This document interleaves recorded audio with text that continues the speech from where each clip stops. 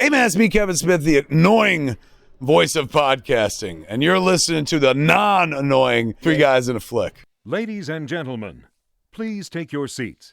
The show is about to begin. So when things in your life become stagnant, you're no longer happy with what you're doing, then you figure out what's important to you. Then you create your own penis showing game.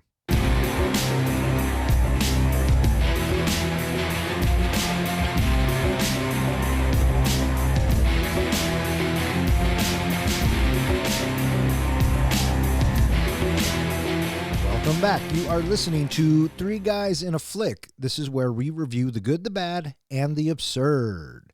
Tonight's episode, Waiting. Beware spoilers. Coming to you from the kitchen of the Shenanigans restaurant, my name is Don. And to my right, we have our comic book guy, John. Happy to be here. And to my left, we have the professor, Ken. Hello, everybody. Hey, Don, look over here. Oh, God damn it. Is that why we've been playing this game? Did we get this game from this movie? Is that where it came from? Apparently it did. Professor, look. Stop it. Nice bat wing. You like that? If you stretch it real tight, you can see all the veins. Yeah. Tonight we are talking about Waiting. Waiting comes to us from the Bronco Helmet and was submitted by Jimmy A. Jimmy A is also my cousin, and I'm just going to say this one time. He's out of the family. No. It's not that drastic. He's no longer allowed to submit movies. That was close. I will just say this. When I go watch Deadpool, I'm going to see Deadpool as a pedophile. So thanks, buddy. I really appreciate that.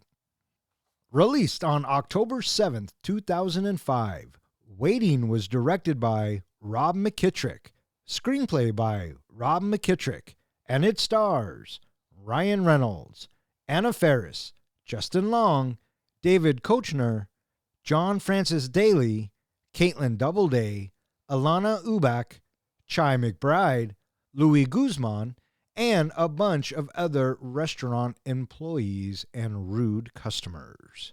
How'd this movie do, Don? This movie was made for $3 million and brought in $18.6 million. So, I mean, yeah, it's not a great movie, but it was profitable. It was profitable. So, there you go. But boy, it was way down there. That year, it only grossed $16 million. Here's two other movies that grossed $16 million. You have Rebound and The Perfect Man. Have either one of you ever heard of either one of those movies? Yes. Have you? Nope. Rebound is with Martin Lawrence. That's correct. And he plays a basketball coach. Yep. And The Perfect Man is with Ellen DeGeneres. It is not with Ellen DeGeneres. It's with Hilary Duff and Heather Locklear. So I did not know who or what The Perfect Man was. What do you suppose the number one movie was that year? 2005. Was it a Star Wars? No, wait. It's either a Star Wars, a Harry Potter, or a Pirates of the Caribbean. Any thoughts, John? I'm thinking The Perfect Man. The number one movie was Episode 3, Revenge of the Sith. The number two movie was Goblet of Fire, Harry Potter. And the number 3 movie was... No, it was The not. Black Pearl. No, it was not. It was War of the Worlds. Oh. But interestingly enough, way down at number 7, Batman Begins. Yeah. Number 7. I thought for sure Batman Begins would have hit higher on the scale, but it didn't. Yeah, and a quick side note, Batman Begins comes to us after Batman and Robin, so I think people were skeptical. Yeah, it needed to find its feet. And it did. This movie was produced by the guys who brought us American Pie. I felt like there was a lot of American Pie feeling in this. Had you guys seen this before? Have I even heard of this movie before? Well, that's not what I really asked you, but I guess that kind of answers the question. No, I have not. What about you there, Guy? Have you seen it? Had you seen this before? I'm pretty sure I had seen it once before because I had watched a lot of Ryan Reynolds movies. I kind of got hooked on him when I think Van Wilder came out. Mm-hmm. I liked him when he was in, was it Two Girls, a Guy in a Pizza Place or something, or Two Guys, a Girl in a Pizza Place? Oh, was that a TV show? Yeah. That was, right? Yeah, and so I kind of got hooked on him back then. And I remember watching this, and I think the only reason I watched it because it said, uncut version, and I thought, oh, I'm going to get to see some boobies, but... Yeah, but that was a long time ago. No, but instead I got to see something else that was, No. was not okay. Why? Why was it not okay? Because what was in it? Oh, well, okay. We'll talk get there. about- Okay. we'll all come right, back to all it. right. All right. All right. All right. Fair enough. So the writer of this film, Rob, big surprise, he actually worked in the restaurant industry. So did Ryan Reynolds, and so did Justin Long. So the three of them had the experience, kind of, the knowledge of what it takes and what it's like. I was wondering, has either of you ever worked in the restaurant industry? I did work in the restaurant industry. I worked at Godfather's Pizza back in its heyday, and it was really jumping at that time. And then after I had a brief stint in there, I eventually did end up working at Dick's Drive-In, and I was there for a year as well. Without naming the restaurant, did anything happen like happened in the movie while you were working there? No. Example, like dropping No. food, picking up the food, putting it back in. and No, People getting pissed for orders being sent back. no, Godfathers and Dicks, no one really sends anything back, right? no. Not typically. Nobody ever sends anything back. I've worked on both sides of that industry, both in the kitchen and on the floor. And I worked at a couple of sit-down restaurants that are kind of like Shenanigans.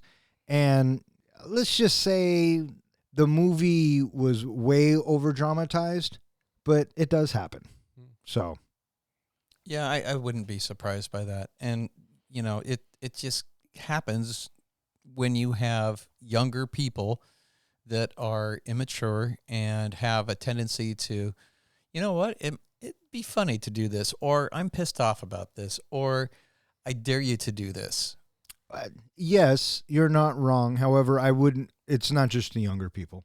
You got people who have been servers for years who, if you piss them off, they're probably the ones you don't want to piss off because they know They're too more. jaded. Yeah. I was going to say, if you go to TikTok, there are tons of videos from back in the kitchens of restaurants of people doing horrible things. Sure. One I just watched recently was some guy was pissed off, so he took all the lettuce for the day and with his shoes on stood on all the lettuce before serving it out to the public.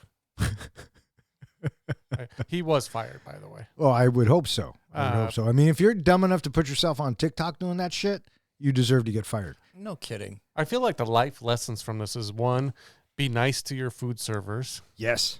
and two, don't come in 5 minutes before the place closes. Yes. And another life lesson, try not to be a dick. Tip nicely. Yeah. Just common sense. Come on.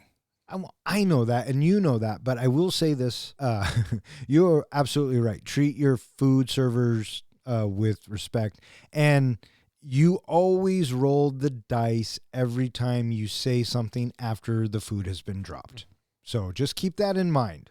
For me, I just know that the human body can take care of itself. And so, yes, the food has been on the floor, or yes, somebody stuck it underneath their armpit. Guess what? The human body is able to process it just fine. I base that on when I was very young. My older brother talked me into eating handfuls of mud. Ooh. Do you know how many billions of bacteria are in just 1 square foot of mud? And so at the end of the night, does anybody know why Kenny's feeling so sick? Nope. No idea. Do you know why we could survive that? Our immunity had been built up so strong because we grew up drinking from a garden hose. Oh, yeah. So it wasn't like, we had the finer things in life. We were stuck outside 20 hours a day, just living off the land and drinking out of garden hoses. It's funny that you say that because I'll still drink out of a motherfucking garden hose. Yeah. I don't give a fuck. It's got that nice taste, that kind of warm, coppery taste. That coppery taste. Yeah, it does. On a hot day, it's fantastic. Yeah. It's fantastic. I even let my kids drink from the water hose. What'd you think of the casting in this movie? I thought the casting was fine. When I look at this cast back in 2005, they're kind of like the B team, right? As far as the, I guess, teenage, young adult actors of the time. Ryan Reynolds is kind of an unknown. Did you know he was fresh off of what movie he made right before this movie? Which was what? Blade 2. Ryan Reynolds. Blade 3, you mean? It was Blade 3 he was in? Yeah. Yeah, I'm sorry. It was Blade 3 then he was in. Ryan Reynolds came off of Blade 3 doing this? From what I read, when he talks about this movie, he said he felt like he phoned it in that he was constantly exhausted all the time because he had literally gone straight from Blade 3 to making this movie. Oh my God, now that you say that, he totally phoned it in. Yeah. If you think back to the performance. What did you guys think of the cast? They were pedestrian. They were okay. Nothing to write home about. I felt like, that's why I had to look up when this movie was made and when it was made in Ryan's career, because I felt like he was almost developing that snarky Deadpool character, that thing that he does almost all the time now, the lines, the things he does. It felt like it might have been coming from this movie. I think if you go back and watch his very first role, it's there. Mm-hmm. I think that's just who he is. Yeah, because I kept picturing Monty in a Deadpool suit. Yeah, and Anna Faris was coming off of Scary Movie. Yes, So she was. her career was starting to take off as well. She went to high school here. Oh yeah, She went to that's Woodway. where she met Christopher Platt. Yeah. And she married him. Fun fact, she was raised in Edmonds, Washington. Yeah. Did you know Which is like 5 minutes from where we record, people. she is a natural blonde? I did not know that. Yeah, she dyed her hair black for those other movies. Well, that in those movies it looked dyed. Yeah. But yeah. Did anybody stand out as doing a great job in this movie? I thought Justin Long's character did an okay job with what he had. I agree. As far as the cast is concerned, even though I said that they were kind of like the B team of the 2000 actors, they all held their own and they all knew their parts. And I will be the first to admit there were parts of this movie where I genuinely laughed. So if they can make me laugh, then they're doing something right. Mm-hmm. Now, let me be clear. It was very few and far between. Professor, anybody stand out in this movie to you? No. No, they were all pedestrian. Yeah. It did feel kind of like what Ryan Reynolds said about him phoning it in. Almost felt like they all kind of just phoned it in just to get a paycheck, or maybe they were all in between gigs. I think that they were right, that they were doing what they were given. Yeah. There's the script, read the script, and that's what they did. Yeah, it just kind of felt like a discount American Pie inside of a restaurant. There you go. You bring up a good point about they did with what, they worked with what they had, with the exception of one actor in this movie. From what I've read, there was no ad-libbing in this movie. I was wondering about that because Ryan Reynolds says something. I forget what he was saying, but I thought, I wonder if he ad-libbed that. No, the only one that did, Dane Cook. That doesn't surprise me. Apparently, Dane Cook came into the project with no script, no nothing. So every line that Dane Cook said was all ad-libbed. Oh. Yeah, well. I also think that watching Monty, this is Deadpool 10 years earlier. Mm-hmm. Creepy Deadpool 10 years earlier. Yeah. Maybe that was his job. Thanks, cuz. Yeah, and that really sucked because, here's a 30-year-old guy that does at the last second decide. Anyway, yeah, it bugged me too. So John Francis Daley, he's our new guy, Mitch. He goes on to have screen story and screenplay for Spider-Man Homecoming. No shit. Pretty wild. I was wondering if I knew him from somewhere. So that's interesting. Yeah. One of the biggest issues with this movie is it was so predictable. You knew that every time he got cut off in this movie that he was going to lose his shit at the end of the movie. You knew he was going to have that big blow up. The two big things, the foreshadowing in this movie is he's going to lose his shit because he keeps, not being able to talk, and they're building up to the GOAT for the game in the end. Right. Can we just get to trivia already? Why, yes, boys, we can get to the trivia. Welcome to another edition of Master Movie Trivia. I am your reigning champ. You may call me the champ. I have compiled 5 questions and 5 questions only to test your knowledge of the movie we are reviewing. Each question could be worth multiple points, so if you know the answer, say it. And please wait until I finish each question. Let us begin. Question number 1. What is the name of the restaurant in the film? Shenanigans. Tie. What are the special ingredients for the sent back meal? Pubic hair, spit, and I don't know the third one. Head lice. Oh, yeah, he scratches his head. Well done. I'm going to give you guys a tie on that one as well. I'm not going to confirm nor deny I've ever been a part of that line, but I'm just saying I kind of laughed at that scene. Question number 3. How old is the hostess? 17 and a half. Yeah, 7. Or 17 and like 3/4. She's a week away from being 18. She's a week, yeah.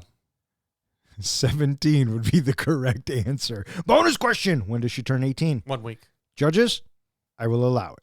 Is According to the movie, 8 days? it's next Wednesday. Oh, Yeah, but I'll give it to you. What are the dick showing game poses called? The bat wing, the brain, and the goat. That is correct. As the professor rolls his eyes, he's like, why would I ever want to retain any of that type of information? For a bonus, can I show them to you? no shit. Yes, go. Oh, damn. And question number 5. What was the amount of the tip Dean received at the end of the film? $100. $73. Oh, he's right. Professor is correct. It was in the form of a $100 bill, but you're absolutely right. Right. What Oh. was? Can I do a bonus for the last question? You want to ask? Okay, so hang on. You have a question for the bonus that you know the answer to. I have an answer for the bonus question that you should be asking. Oh, What's the tip he got the first time that pissed him off? that was $1.96. It's $1.16. I thought it was. No, it was like $1. I thought it was $1.91. Yes, it was like a couple cents short of $2. Uh-huh. All right, this week the comic book guy edges out the professor. Congratulations, you are one step closer to movie immortality.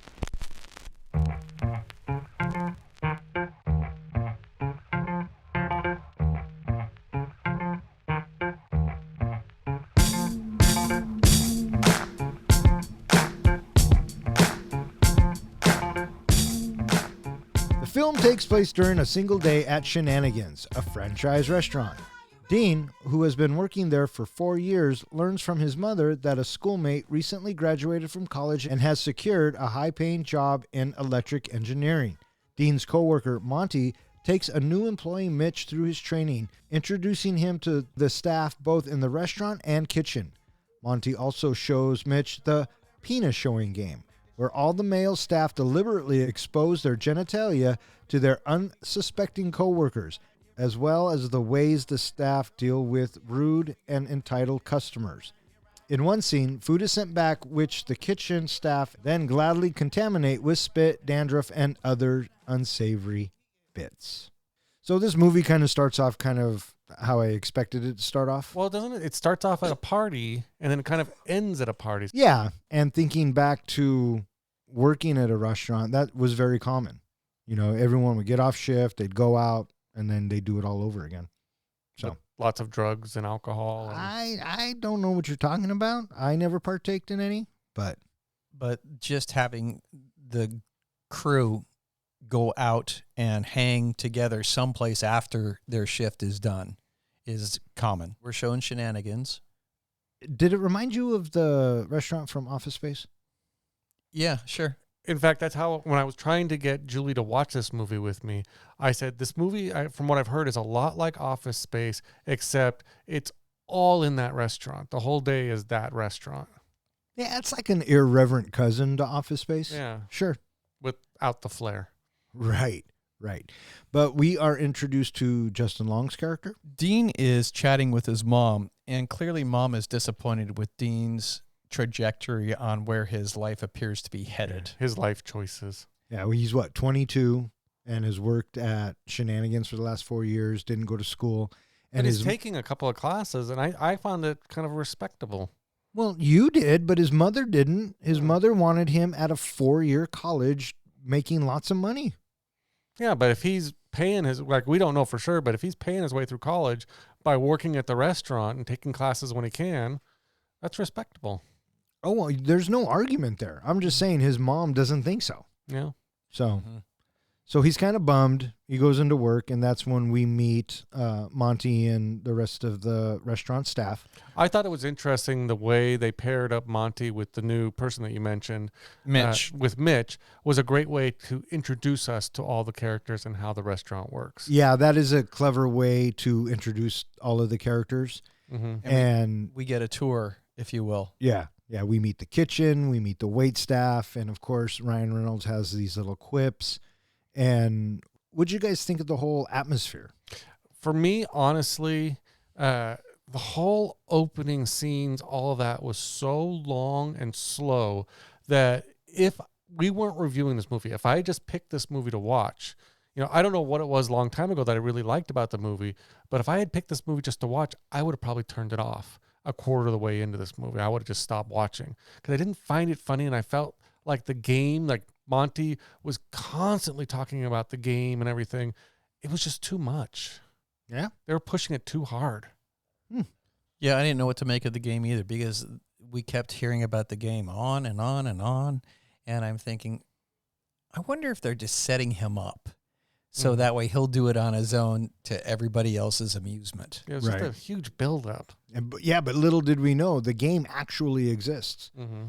I thought when this movie started and some of the dialogue started happening, and then we started getting these homophobic slurs and just kind of the language that we were using, I thought it would be kind of fun for myself to have this game where I would just kind of make a hash mark every time when someone said something we would consider offensive today. 3 minutes and I was already at 7, so I just stopped.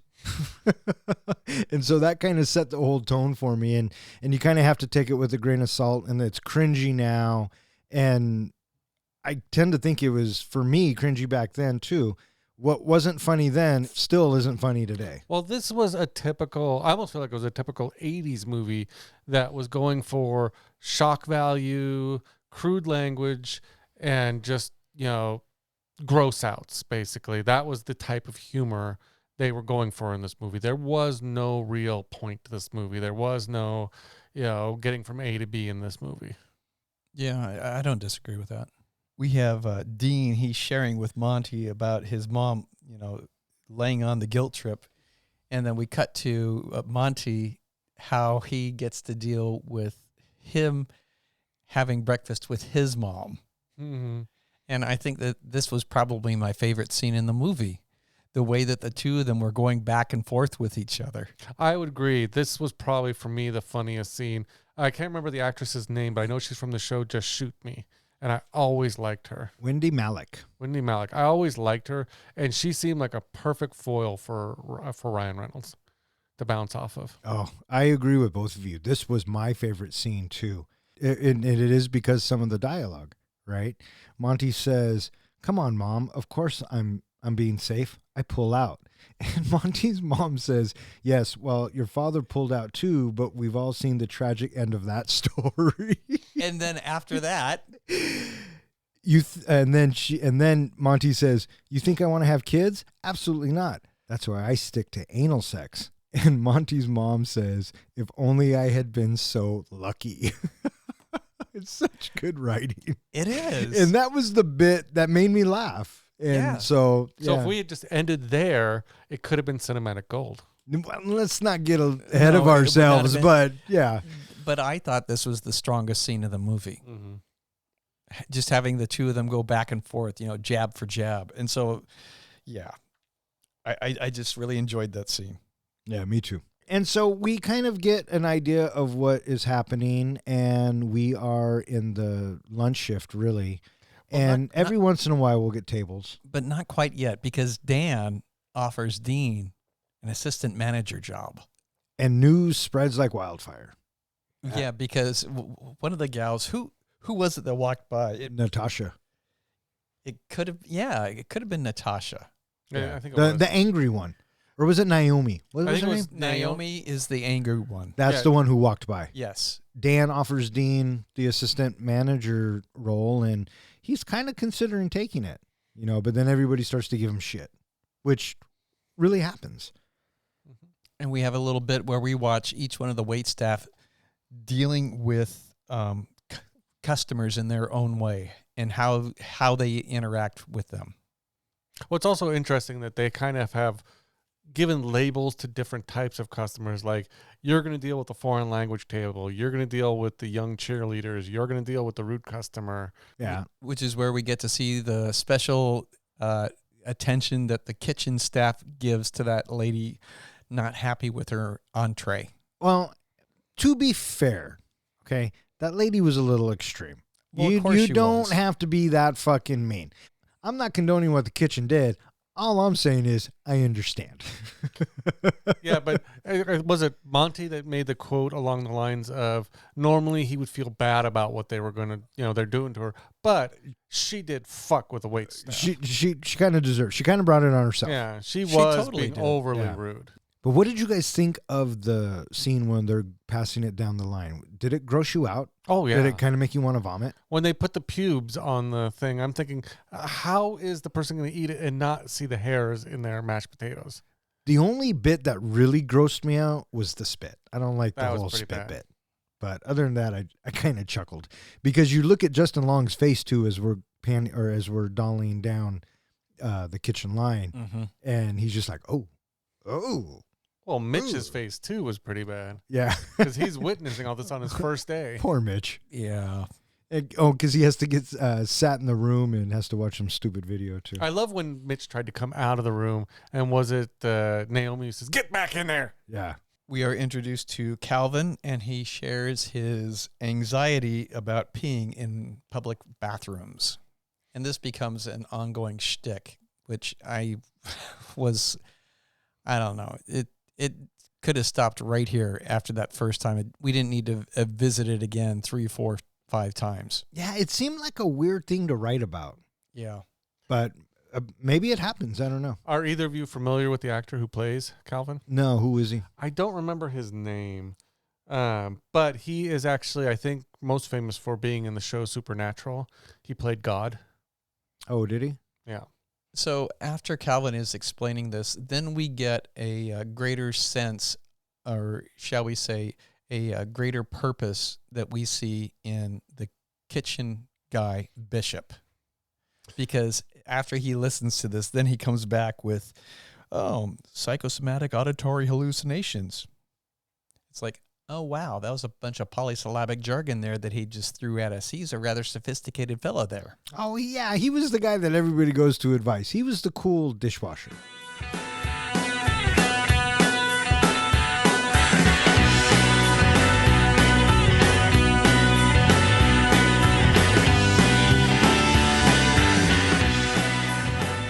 The remaining waitstaff are Serena, Monty's ex-girlfriend, Natasha, the underage hostess who shares a mutual attraction with Monty, Amy, who is Dean's girlfriend, Kelvin, a hopeless romantic who cannot urinate in public, and Naomi, a constantly angry waitress. Managing them is Dan, who offers Dean the assistant manager position in competition to Kelvin.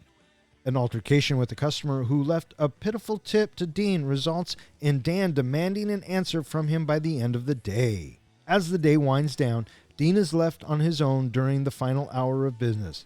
2 new guests arrive, one of which Dean quickly recognizes is Chet, his successful schoolmate. Initially annoyed, Dean is humbled by Chet when he leaves Dean $100 for his $30 meal, rendering in a $70 tip.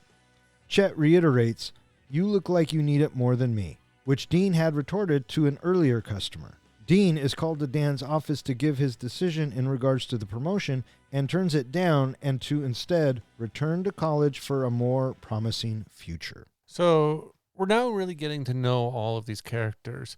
Was there a member, like an employee of this restaurant, that you would just say was, I mean, it's a tough choice, but would you say your favorite character, the one that stood out to you? I liked Naomi. I liked how mad she was and how she just didn't give a fuck.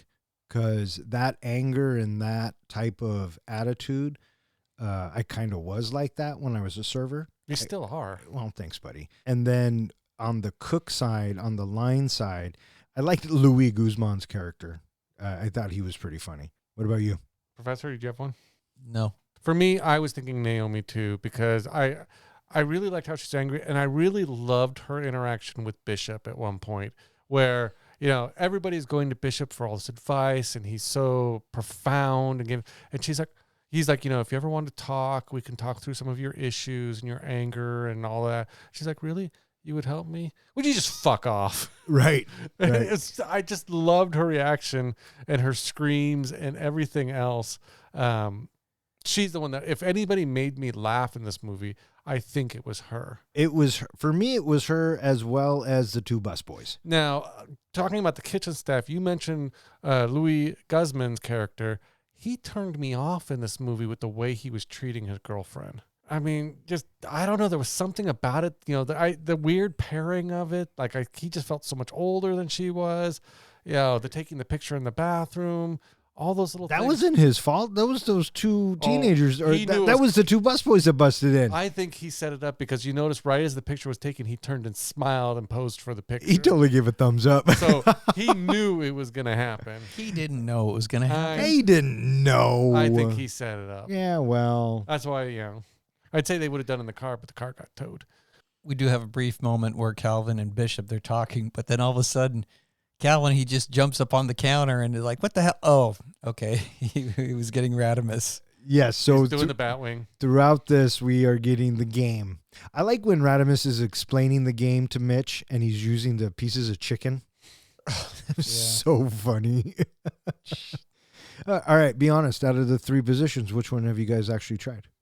None. You're such a liar. What about you?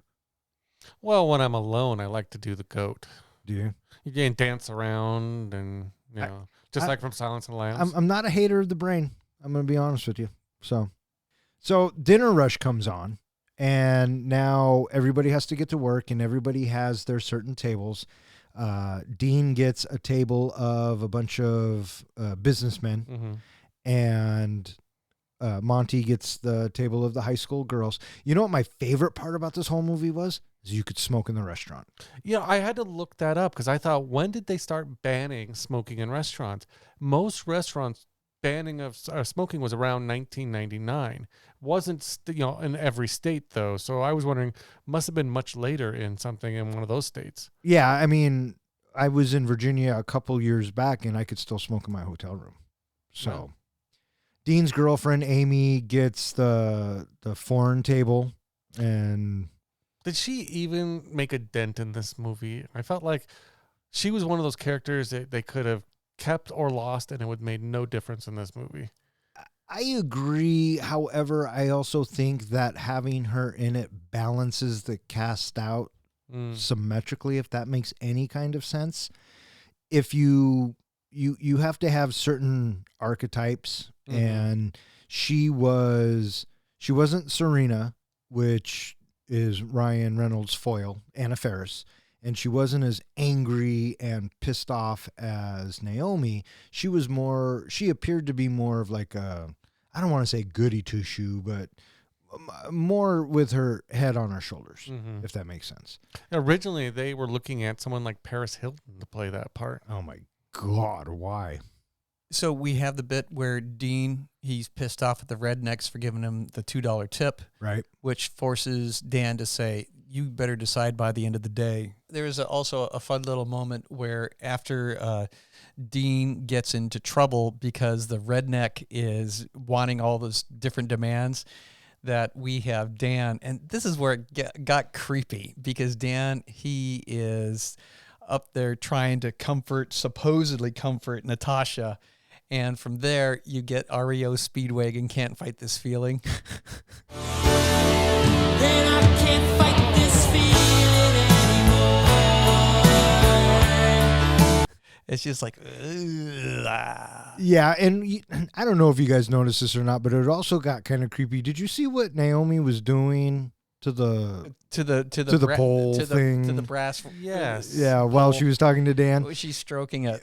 Clearly she's leading him on, but still you're like, ugh. Well, that's how you get the job of working the hostess at the front. Oh, is that how it Yeah, goes? you got to be flirty. You got to be nice. Yeah, but this redneck, he wants all kinds of free shit. And what'd you think of that whole character with the redneck and telling? We never, it's so funny. I mentioned this to Julie. He's constantly like, he orders for his wife. He's saying all these things. He's there for his anniversary. We never really get to see the wife until she's walking out the door. Yeah. I also really appreciated the advice that Calvin gets from Serena and Amy about how you need to carry yourself, that you can't be this wishy-washy pushover person. They hate, women hate insecurity and they love self-confidence. So Right. Basically exactly how I was in college. Lacking self-confidence? I was just always one of those people who was willing to go the extra mile to help out a girl, whatever she needed, and try to be there as her friend and all that. And never understood why, I didn't date a lot in college. Did you? I was just going to say, did you ever get out of the friend zone? It was funny when I was talking to Julie about it, because she was watching the movie with me. I turned to her, I said, is that true? Do girls really hate guys who don't really stand up or aren't, kind of have that little asshole edge. She goes, oh, fuck yeah. Yeah, and then you notice the advice that Monty gives him is completely opposite of what the girls are saying. Mm-hmm. But when Monty says it kind of sounds like a dick, but that's his character. So if you're Kelvin, you got to find a balance. But How about that? But what's funny is the advice he gives then leads into the showdown between him and Serena. And Serena, what'd you think of that showdown? I like this bit too because there's not a lot of memorable bits in this film. I thought this was one of them because they're going back and forth, and Monty and Serena kind of give a couple of good jabs. I like the one where Monty says, whatever advice you get from her, just take it with a grain of salt. And then she comes back and says, whatever advice you get from him, make sure you take it with a shot of penicillin. I thought that was hilarious. And so Monty has to bring in their former sex life into the argument, and this is where she wins. Well, it's funny how it starts because each time they kind of one up each other, you're like, oh damn. And like when he says, well, I was inside you, or something like, you weren't complaining when I was inside you, and then she's like, oh, I didn't even feel it, and blah blah blah, and back and forth. And you're right. At the end, when she basically tears him apart, and I loved his little response as she walked away. Which was? I love that woman. Yeah, that's right. Off the top of my head, there's really only 3 sequences in this film that I really liked. It was the mom, this one, and then just the whole game. I thought the game was funny. You guys look at me like I'm fucking weird, but I laughed at the game. For me, it was the mom, it was this sequence, and even though it was predictable, it was Mitch's blow up at the end, when he just calls them all out for their stereotypical characters of, this is you, this is you, this is you. You're all just a bunch of characters. Yeah. One of the things that really irked me about this movie was I felt like we set up a bunch of stories and a bunch of possibilities that we never resolved by the end of the movie. And I'm somebody, in past shows, this, I like a little bit of resolution, or if there's going to be a sequel, resolve it in the sequel or something. I thought at this point we were setting up for Monty getting back with this ex-girlfriend. I thought they were going to he wasn't going to sleep with the underage girl at the end because he was going to realize this is who he should be with. And I think in most movies like this, you're right. That's probably what would happen. But I think they were trying to flip it a little bit. And to your point about wanting to know or wanting closure to certain storylines, I agree with you as long as I care about the characters. And unfortunately in this, I couldn't care less about any of these characters. So for me, it didn't really bother me that much. Mm-hmm. We do have, during the dinner rush, we do see that Dean is impressing his table of guests. And at first, they're thinking that he's a slacker or he's too cocky, but it turns out he has all of the orders memorized up to the one character that we're listening to, and he continues to impress this table during the arc of the dinner rush. I thought it was interesting in an interview with Justin Long talking about his restaurant experience. He was a waiter and he was fired from it because he was just the opposite.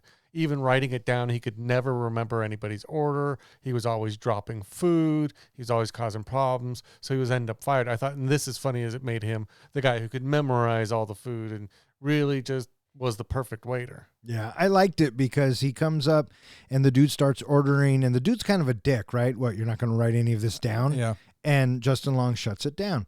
And then as the meal progresses, he impresses him.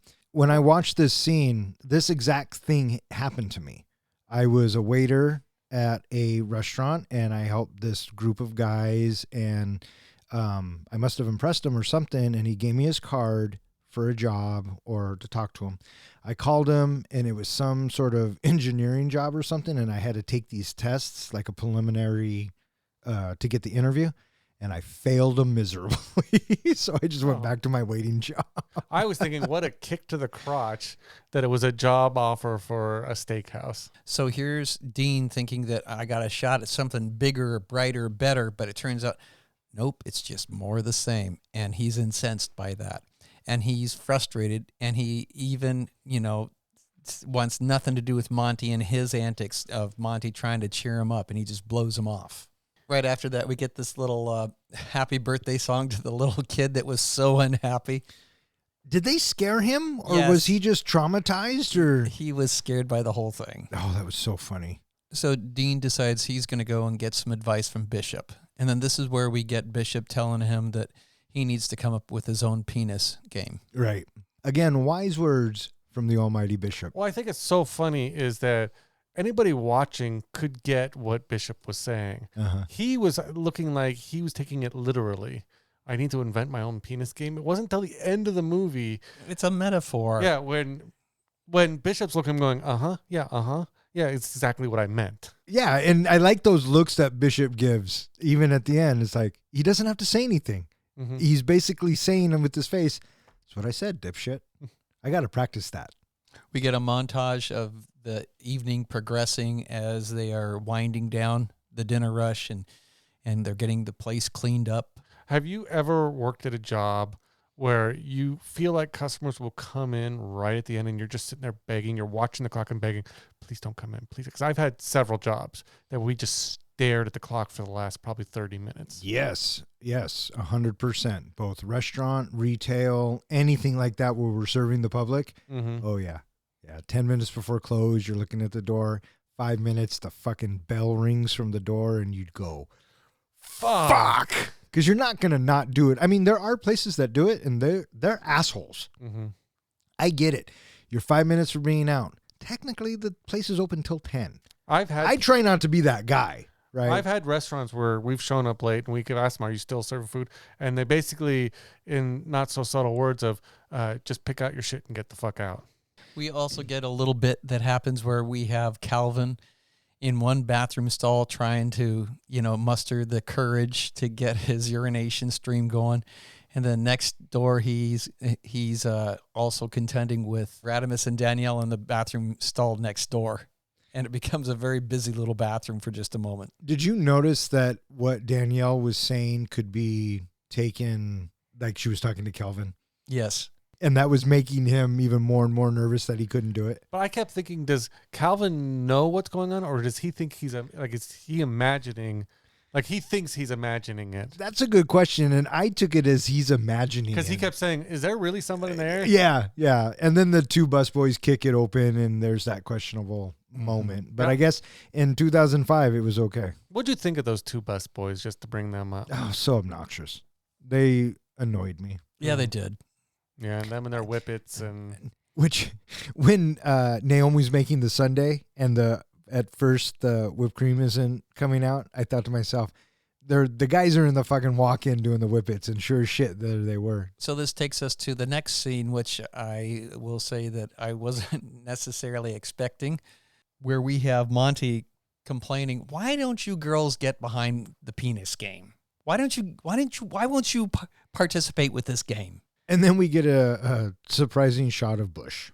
well, I would call it the Angry Beaver. Is that what you would call it? Yeah. Now, do you guys know the story behind the Angry Beaver? Because John does. Well, yeah, he does, and I've been waiting all night for this story. I So actually please, researched it. I did some research. of course you did. Now, the director actually approached all of the women, all of the cast members, to see if one of them would be willing to show their pubic area.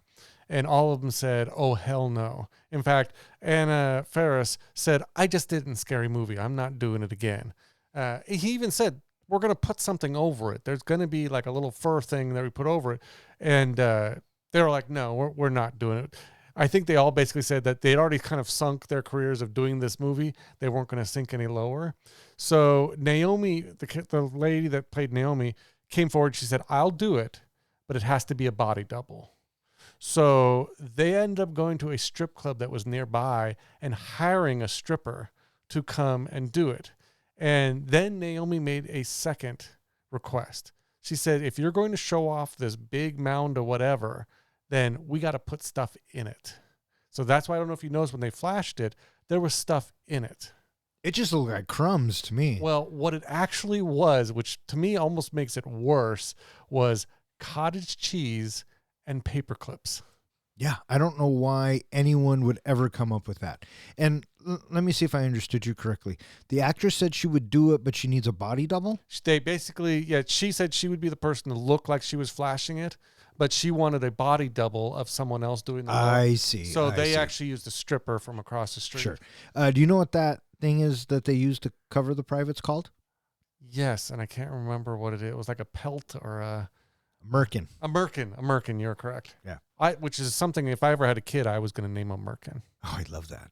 So Dean is finishing cleaning up while everybody else heads out to the party, and doggone it, wouldn't you know it, 3 minutes before closing, customers. And not just any customers. You kind of had to see this coming. This was another thing that was pretty obvious. You saw it coming, right? Yeah, it was just foreshadowed. Chet comes in, and we had just been talking about Chet earlier in the movie because Dean's mom is saying, that Chet is so successful. Did you ever And notice? Dean was like, fuck off, Mom. And do you ever notice there isn't a movie with a character named Chet where Chet's not an asshole? Was this Chet an asshole? I kind of thought he was, because I kind of thought he was talking down to Dean. I didn't take him as talking down to him. I took him as someone who likes to hear himself talk, and He didn't come across as snooty. Well, he was letting him know what was happening. he made it a point to say along the lines of, I knew you would be here, so that's why we came here. Oh, because he wanted to see him. I don't know. I think Weren't they he was kinda- schoolmates? He was kind of showing off. And then that line at the end of, you look like you need it more than I do. It just, But he doesn't. talking down to him, I felt like. Because you should be shown, no matter what people's life choices are, you should still show them the same respect. I agree. However, when he said that, I didn't take it as a snooty way. It actually sounded like he was concerned. Mm. And that's just how I took it. And then because I thought as soon as Chet started talking, I thought, oh, no, this guy's going to be a dick, right? But I don't know. It could be seen both ways, I suppose. I think once you have Chet from Weird Science, every Chet after that has been a dick. In the meantime, we have Natasha and Dan chatting about, how do I get to the party? They never seem to give me the address. And did you guys think she was setting him up? I honestly thought she was setting him up. I was hoping, because what kind of like reputation would she have if she gave the boss the address to the real party? Well, not only that, but I got to bring it back to she's 17 and he's clearly way older than Ryan Reynolds. But she's showing a lot of interest in him. But because you're right. Is she flirting with him because she's interested, or is she flirting with him, like I said, so she can keep the hostess job? I think she was flirting with him just to fuck with him because she sends him to the redneck's house, obviously. That's what I think too. Because I think had they gone the other direction, that would have been way too far over the line. And she, At least in my book. and she did throw in at the end, and I'll probably be drunk. Yeah. Yeah.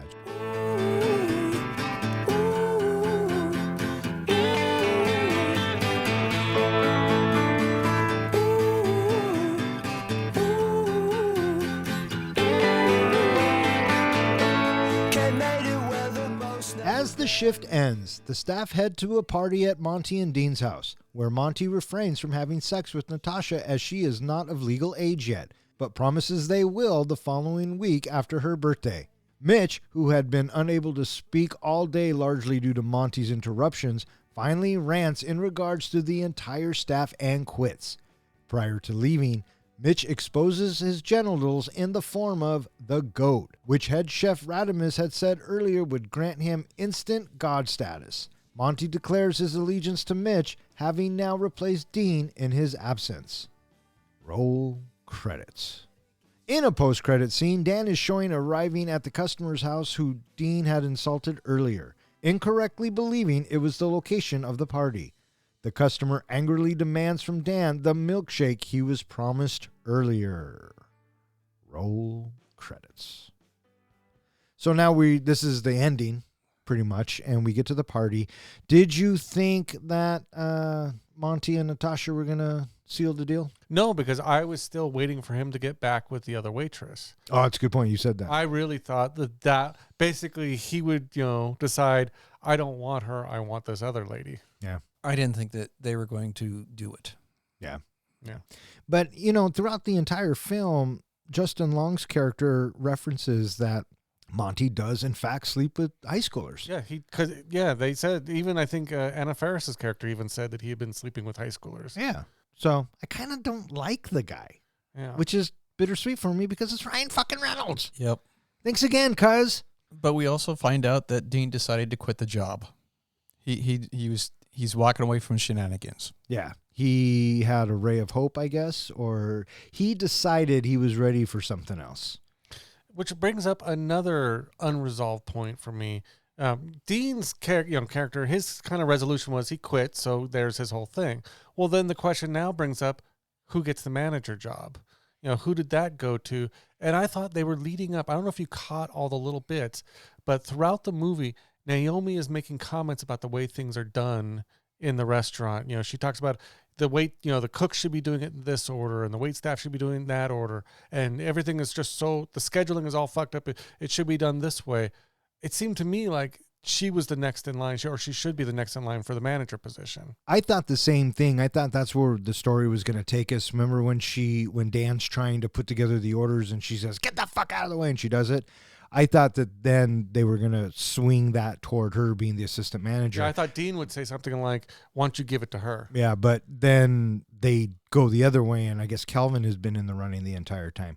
So at this point, after Dean quits, I mean, I never cared for the restaurant to begin with, so I, never thought about it. Mm-hmm. But I see what you're saying about them not closing that story point. There was a scene at the party where Bishop comes up to Calvin and says, "I have a solution for your pee problem." And they do the whole dream sequence of everybody in the room cheering him on. What do you think of that whole thing? It's ridiculous. Yeah. Same. Did you know that Guzman played a joke on the director at this point? No, what do you do? Apparently they had it planned, and only him and one other person knew it, was they had what they called a big diva fight during that scene, where he got into a big argument with another cast member so bad that he stormed off set and they thought he would never be coming back, but it was all faked. And it freaked out the director. Why do you do that? It was just an April Fool's Day kind of joke. Wow, what a dick. Just because I'm sure you'd love to know this, there is a sequel to this movie where we basically find out Calvin did not get the manager position. He actually went to work for a rival restaurant. Is it about a different restaurant? No, it's about shenanigans, but in a different state. Oh.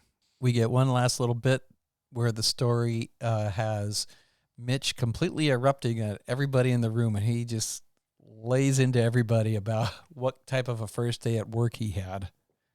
I loved, again, this was probably my third favorite scene of the movie.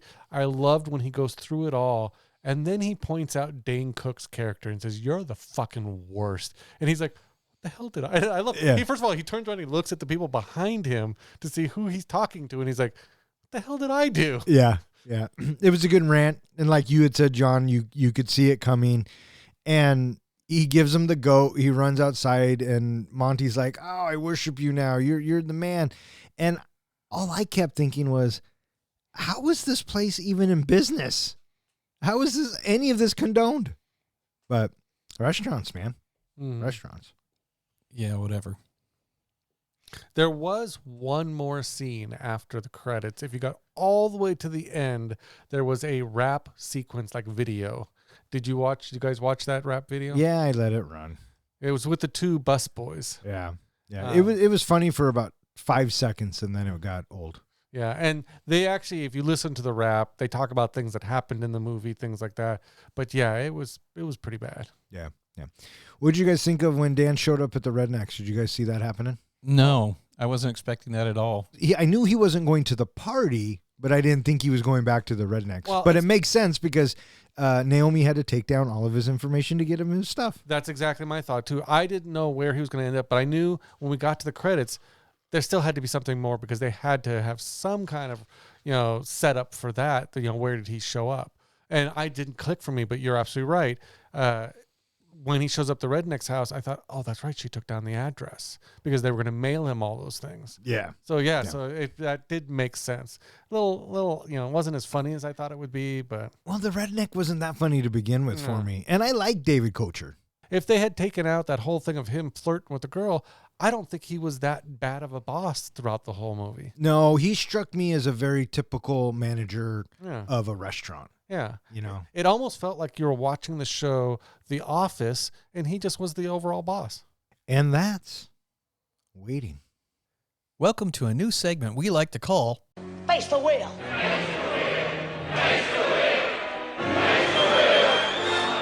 The Premise is Simple. I will spin the wheel, and whatever category comes up, John and Don will apply it to the movie that we are reviewing. Once we have presented their idea, it's up to you, the listeners. Let us know via social media or our website which idea you like best. And here are the categories: mashup, plot, rename, genre, reboot, fuck it.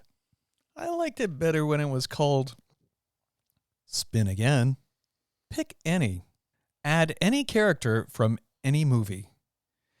And here we go.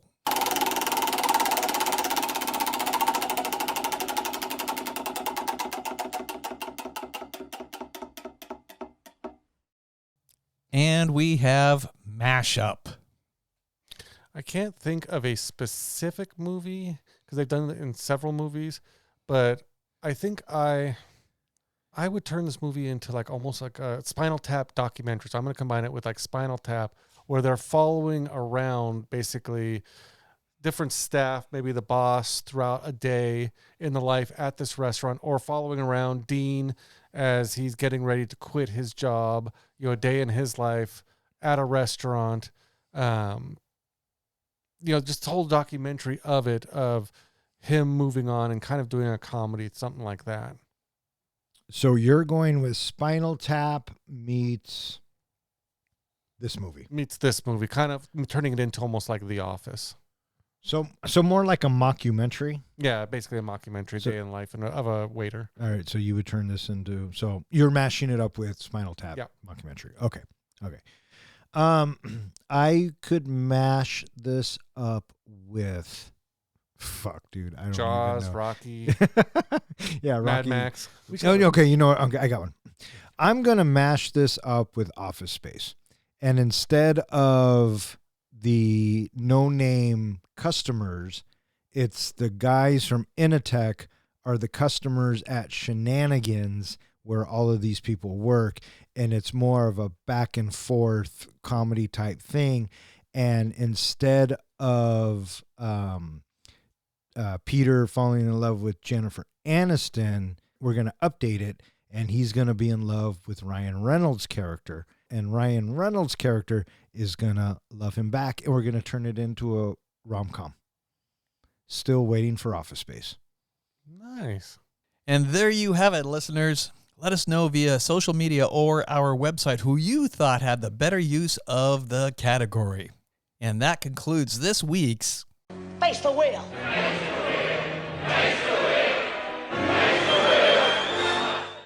All right, what do you guys think? Are you guys ready to rate this flick? I'm ready to rate this flick. John, are you ready to rate this flick? Did Naomi have a really angry rabid beaver? I like that one. Hey, Professor, how do we do our ratings? We do our ratings on a scale of 1 to 5 fucks. 5 fucks is a movie that we think is cinematic gold. A 1 fuck movie is a movie where you get done watching it and no, I'm never watching this again. And what's a 0? A 0 fuck movie is where you get done watching it and you turn to your partner and you say, oh, for shit's sake, what the hell? Why did you make me? I want 1 hour and 34 minutes of my life back. Or in other words, we just don't give a fuck. I swear to God, that's exactly what Julie said after watching this movie. All right, since I picked this out of the Bronco helmet, I will go ahead and go first. Waiting. I kind of wanted to like this movie because the cast didn't bother me. I really do like Ryan Reynolds. The movie just didn't sit right with me today. And maybe in 2005 it was funny, and that says a lot about the time when it came out. And I think that for me, I didn't find a lot of this funny anymore. I like to think that every movie has a redeeming quality, and fortunately for this one, it does. Does Ryan Reynolds come across as a pervert? A little bit. However, at the end, when he decides not to do it, I think that was the writer and director, and I think that was the writer's way of saying that he's not really a bad guy. He just needs to grow up. Does that forgive what he did earlier? No, but we don't really know what he did, so you can't really hold that against him. The rest of the supporting cast was good. I liked Justin Long's character. He kind of plays the same character as well as, Ryan Reynolds. But overall, I think that this movie does not hold up. It's not very funny. There were 3 instances that I laughed. The mom scene, the freak out scene, and then just the whole game. I thought that was pretty funny. But I probably won't ever watch this again. I'm sure that, some people like this, and, if you do, so be it. But for me, I'm giving Waiting 1 fuck. Would you like me to go next? Sure. Would you like to go next? Absolutely. But before I do, Don, would you like to guess what my rating will be? I think that you are going to give Waiting 1.75 fucks. 1.75. Is that your final answer? Yes, it is. Okay. Waiting is basically a long build-up of one joke to the punchline at the end. It's surrounded by multiple side stories that never resolve and lead to more questions than it ever answers. For me, this movie had a very slow beginning. 25 years ago, when I was into crude humor and gross-outs, I probably would have been fine with it, but honestly, if we hadn't been reviewing this, I probably would have turned it off and just found something else to watch. Ryan Reynolds is always funny in my opinion, but probably since Van Wilder, he's played a very similar, sarcastic, snarky character in most of his movies. Even going as far as to be using the same types of jokes and comments and lines like the go, go, go thing. It just constantly, he uses the same things over and over again. At times, it felt like we were getting a visual image of Wade Wilson's high school job before becoming an assassin for hire. And it definitely felt many times in this movie like he was just phoning it in. Justin Long, he's always fun to watch, but even his character got annoying early on and was in a very predictable storyline. There was no question throughout this entire movie that he was not going to take the job and that he was eventually going to go back to college. Maybe I've just outgrown this type of movie. It's probably perfect for those who just want a throwback type movie that didn't need to have a point, where there's nothing resolved and you can just sit back and enjoy the penis jokes. If you are looking for something that allows you to turn your brain off for a night, this is it. If you're looking for better Ryan Reynolds or Justin Long movies, move along quickly. For those reasons, I'm giving Waiting cinematic go. No, I'm just kidding. I'm giving Waiting 1.25 fucks. Motherfucker. 2 weeks in a row. 2 weeks in a row, I get it wrong. Sorry, man. That's all right. It's the way the cookie crumbles, right? Well, you're in a slump, maybe. Maybe. When did my slump start there, comic book guy? I don't know. I don't really pay attention to the show. It was last week when he got back. We did a show last week? I think. Did we have a show last week? Pretty sure we did. All right. Hey, speaking of shows. Hey, Professor, why don't you go next? I think I will. So the movie Waiting is something I had never heard of before. It came up for our podcast, and I had no idea who was in it, and I had a reasonable expectation that it'll probably be okay. Once I found out Ryan Reynolds was in it, I should be okay with this. But I got to say that it was pretty depressing. Not depressing. It was pretty disappointing because the story is non-existent. There is nothing that has us following along with anybody. It's just all of these little moments that take place in the movie, and as as having all of these different characters introduced to us, nobody really seems to evolve or reach a different area in their own private story arc. I was indifferent in having anything vested in any of the characters.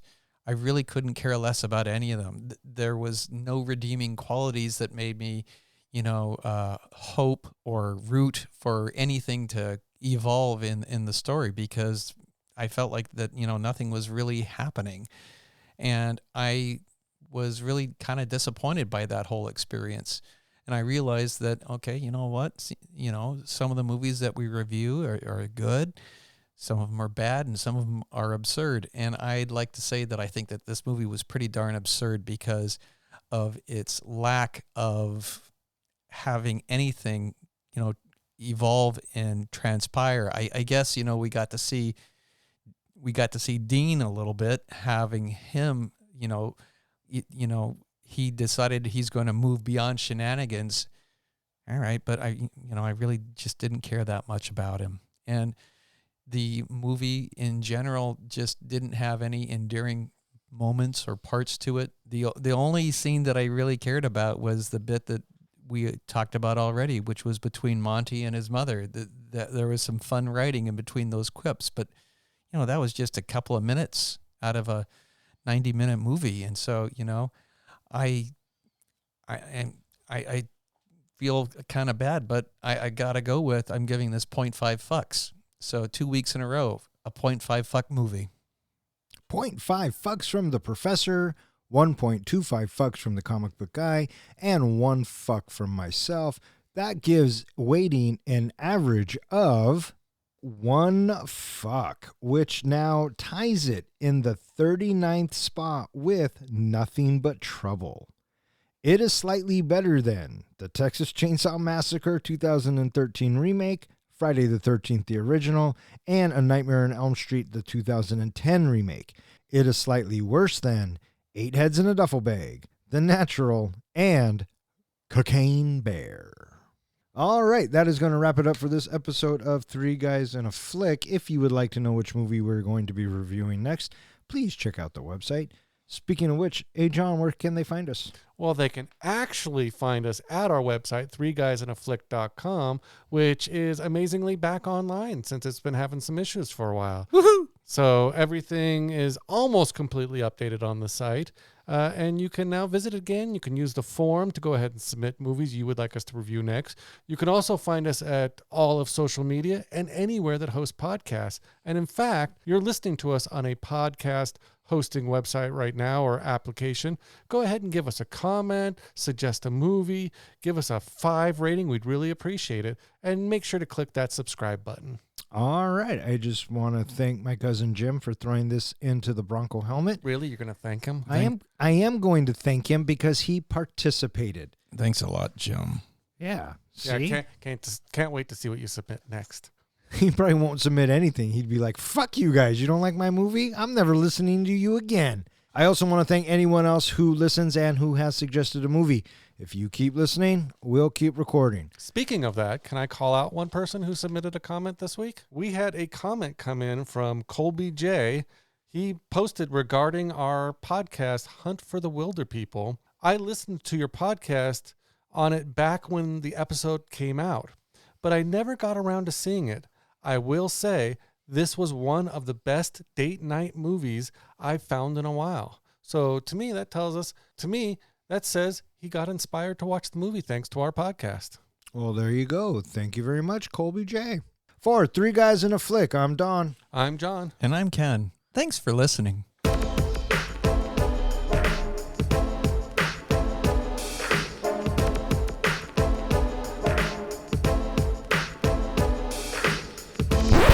You're struggling, living off ramen noodles. I'm in my Lexus, finger banging poodles. You call me a busboy, I'll bust you 3 times, slice you 3 times, slice you 3 lines, and make you squeeze them. I feel like you want to word vomit all over this movie. So why don't you just go ahead and then I'll just piece it together, and every once in a while I'll add in me and Ken and I going, yeah. You just take clips from other shows. Yeah. No, that's way too much fucking work, dude. Fuck that. Do I even want to know how this movie did? Yeah, I mean, you don't have to. You know what? Fuck you. Ask me. How'd this movie do, Don? So I did not know who or what the perfect man was. So I got 1 out of 2. Neither does your wife. Oh. It's a traveling kind of theater show called Puppetry of the Penis. Yeah. You ever been to it? No. I was dragged to it. I have seen it. I'm sure you were. I don't know if the word dragged was actually. No, he was first one out the door. Yeah. Come on, let's go. Go. Go. I took a friend and his wife to see that show with us as well, and she went home and tried all the puppetry. How does she have a penis? Professor's looking at me like, what the fuck did you just say? Yeah, well, you always go to Predator. Oh, do you know that? This movie and Terminator. Oh my God, you always go to the Terminator right after the Predator. So, all right, what do you got? I actually had 3 that I came up with. All right, fire away. Okay, the first one, because the original movie is called Waiting, Mm-hmm. I have Coming. Oh, that's good. I have Anticipating. Ah, And I thought my best one was Servicing. no, not bad. Now, Not bad. I will throw in, I did not come up with Coming. That was Julie. I love that you give credit where credit is due. Mm-hmm. The only thing that I came up with, and it's so generic, I just came up with squirting. Not bad. That could work in a restaurant movie. Oh, it can work in any Because environment. You could be squirting the ketchup. You could be squirting Mustard, mayo, Exactly. yeah, on a human body. Yeah. or a hot dog, or things like that. Stop! You're turning Professor Red over here. Now I'm thinking about condiments. All right, may all of your days and nights be filled with happiness. All right, fuck off. Good night. I love when your cunt is balled up and Bruce Willis. Nigga T-Dog, motherfucker, we the illest. Peace out, bitch ass motherfuckers. Get the fuck out my fucking face.